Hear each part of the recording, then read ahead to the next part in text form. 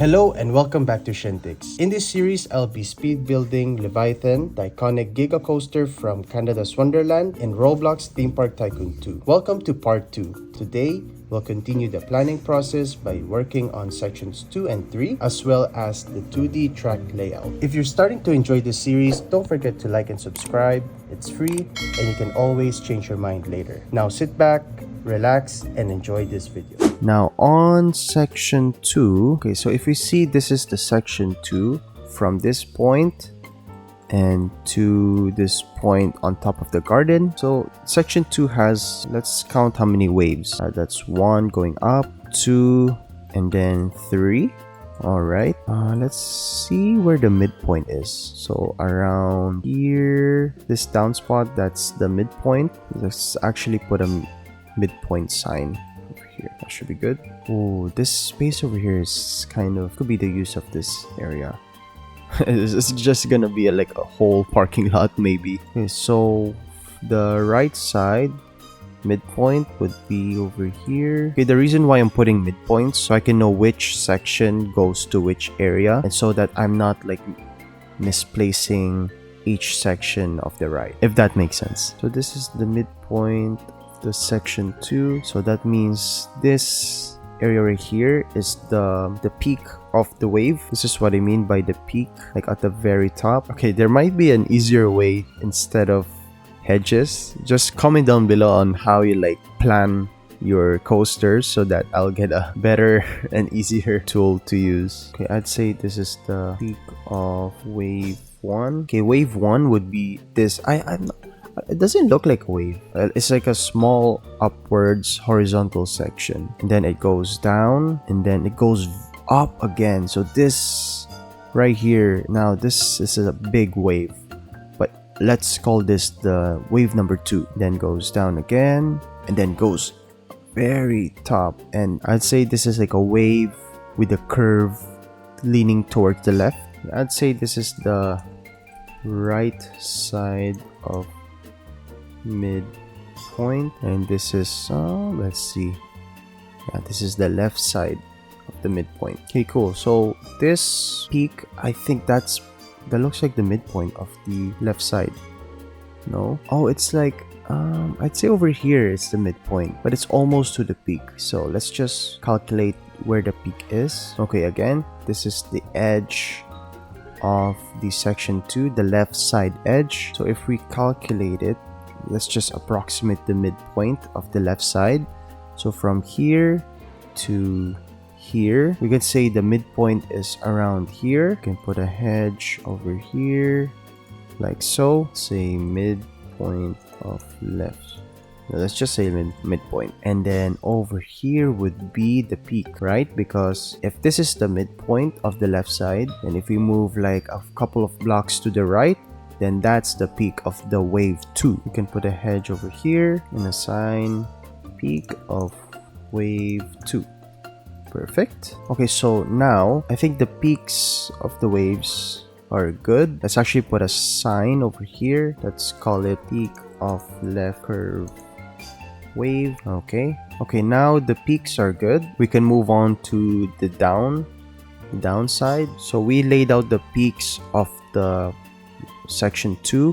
Now we can label the bottom ones. So for example, so since this is the midpoint, so I'd say like this is bottom 1, bottom 2, and bottom 3. Okay, actually from the peak of the wave 1 to the right side edge of the section 2, the midpoint of that section is the bottom. Okay, this is the peak of wave 1. Okay, great. Now over here, now I think this is the, yeah, okay, edge of section of coaster 1. Over here would be the bottom. Let's say bottom 1. Okay, so the next bottom is actually the midpoint of section 2 over here. Now let's just put, okay, first let's put this as the midpoint. Actually this is, I think this was the midpoint over here, and then in a couple blocks to the right is the bottom 2. Bottom 2.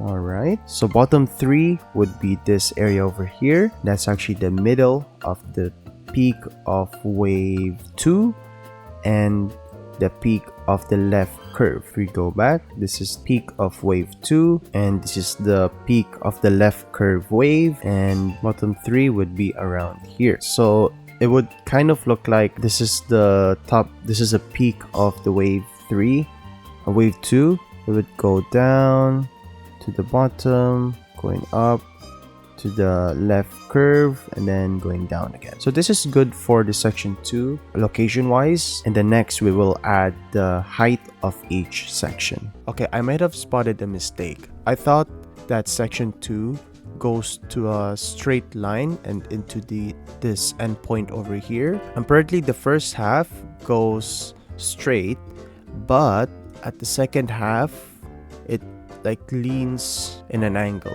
to the right. The first section goes straight at first, but then at the midpoint, around the midpoint, it leans to the left a little bit. So the end should be over here. So let's fix that. So let's mark where the track leans to the left. Now we can move all of these points to this area over here. We can multi-select instead just to make it easier. Okay, there you go. Now we can place it around over here. Maybe like, okay, that should be good. Okay, perfect. The section 2 track goes along this way, so we can move this edge over here just a bit. Okay, great. Now it's leaning to the left a bit. Okay, just to summarize, so let's just say I'm the roller coaster and I start at the station. So from this right curve, I go to the chain, going upwards, go up, up, up. Oh, I forgot to put the drop, like where the drop is actually located. Or no, not the drop, but the peak. So this is the peak, and this is the midpoint where the drop is located. Let's do that again. So I go up, up to the peak, and then the drop. Ooh, drop, midpoint. And then I go down, very down, to the tunnel. Then after the tunnel, I go upwards again, and I lean to the right. Track moves to the right, and I go straight down to the bottom one. Go up again to peak wave 1. Then from here, I turn to the left a bit. Oh no, I think I did something wrong. The track should lean to the left from here, not over there. What am I doing? That's actually a good thing. It'll make the track more lengthy. Okay, there you go. Now we got all of the pieces good. Now from here, the track leans to the left. So, okay, this might not be straight, but it's just the signs are stuck to the grid. Okay, so the track leans to the left. I go down to the bottom 2. Okay, I still go straight, and then I go up, up to the peak wave 2, and then I'll go down to the bottom 3, then I'll go up again to the very top of the edge. Yeah, this is the peak of the left curve, and I turn left to this section 3. There you go. Hopefully that makes sense for everyone.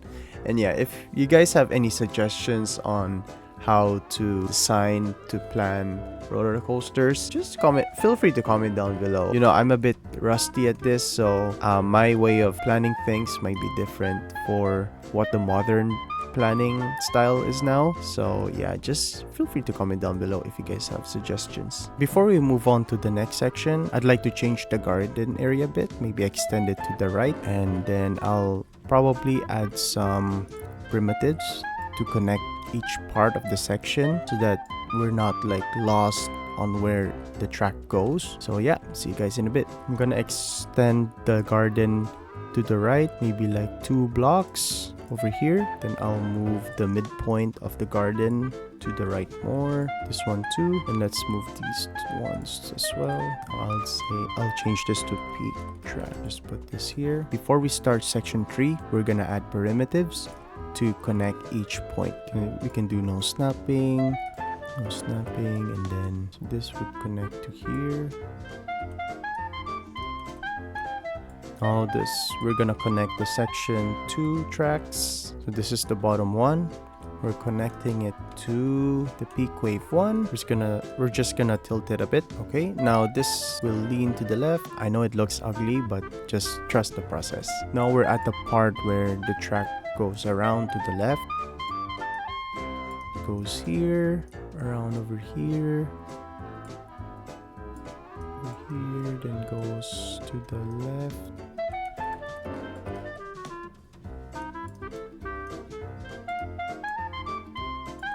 Well, actually, it should go over here. Now, we are technically starting the section 3, and this point over here is where the section 2 and section 3 track intersects. So that's where the section 2 goes below the section 3, goes around, then goes above section 2. We can go here, go straight.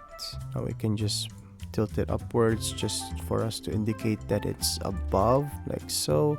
Okay, that should be good for now. Let's now move forward with section 3.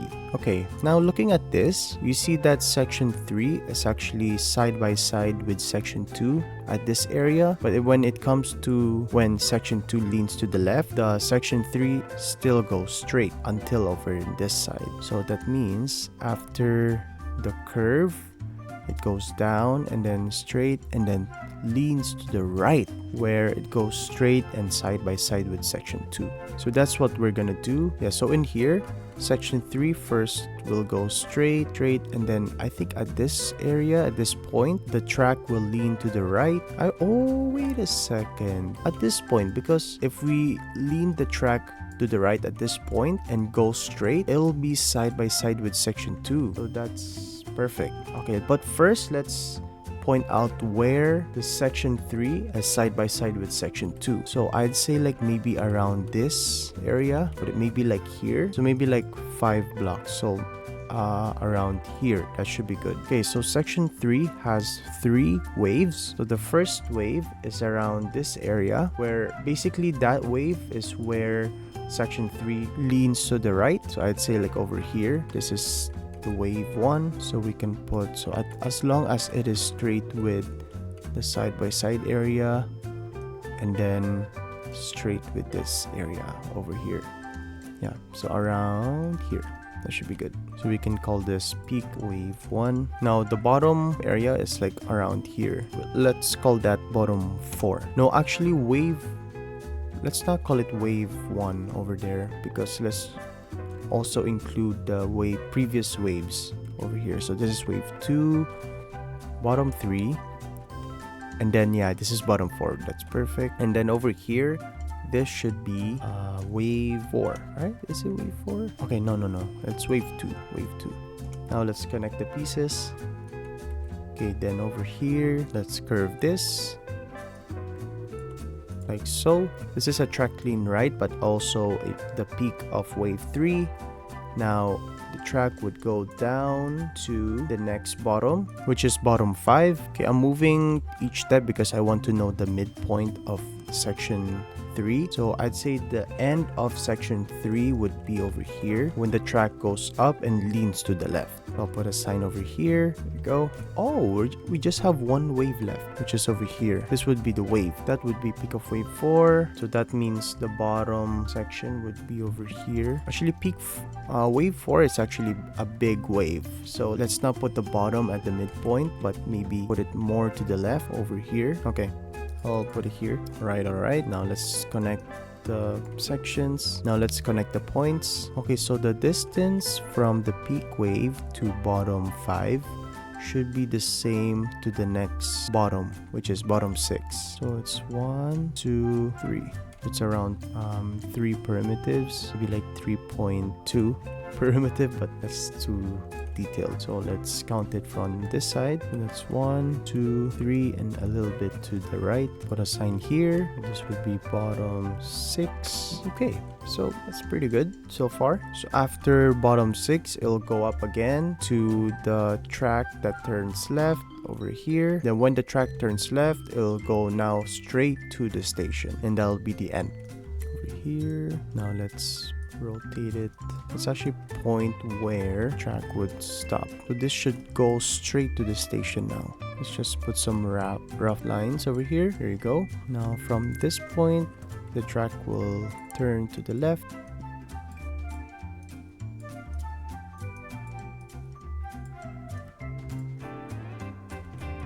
And there you go. Now let's fix the turn over here.